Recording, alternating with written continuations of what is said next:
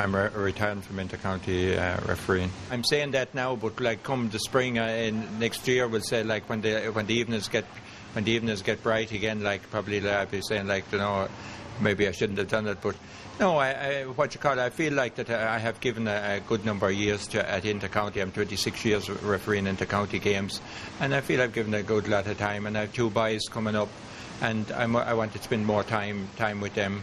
Shane, as I said, has played on the county Tipp team, and this year especially, like he was playing in Portlaoise, where I was refereeing here the Wexford and the Omagh game, and I couldn't see him on that occasion. So that's mainly the thing I'd like to see more of the lads playing football and hurling. I'll still referee the club games at home, the juvenile games and the senior games and the junior football games back home in West Tipperary and in County Tipperary. I was so lucky that I refereed 2 All-Ireland finals here, refereed a league final, refereed club finals. So like I have done everything. Probably when you look at it, would say there have been a lot of referees that have refereed down through the years and never got the chance to referee an All-Ireland final, and I've got the chance to do 2 of them, and I'm honoured to have been chosen to do both of them. Paddy has been involved in so many high-profile games down through the years. He's done 2 All-Ireland senior football finals, 1990 and 1995. He's been an intercounty referee since 1981, refereeing at all levels since 1976. I believe he was the longest-serving intercounty referee on the circuit this year. He's had his ups, he's had his downs, he's just had a great story to tell, so I believe it was a good time to put his story into print. The main thing that I found was the impact that refereeing would have had on not only Paddy but also his family, and the fallout from some of the more high profile incidents like the 1995 All-Ireland final when Charlie Redmond was sent off twice in that game, the Dublin footballer. He had the Battle of Omagh in 2006 when Tyrone and Dublin were involved in a contentious game in Healy Park in Omagh. He also had the Paul Galvin affair this year in Killarney on June 15 when, as everybody knows perhaps by now, the Kerry captain slapped the notebook from his hand, and it became the GAA story of the summer.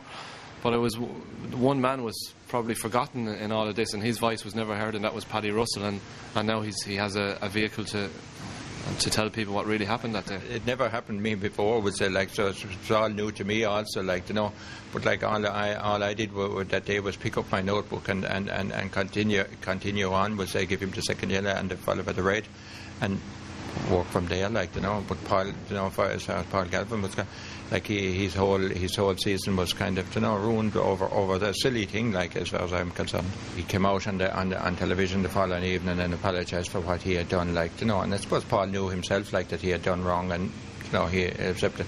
But I suppose probably the weeks leading on to that would say until he was finally got his suspension, maybe went out for 6 weeks.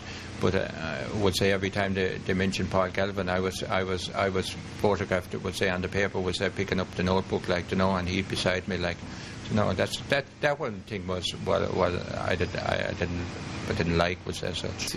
All Paddy wanted to do and ever wanted to do was referee the game to the best of his ability. Hopefully it went well and go home a happy and content man without, as he says, blackguarding anyone, and that was never his intention. He was always a very fair, level-headed man and commanded utmost respect from players and officials alike.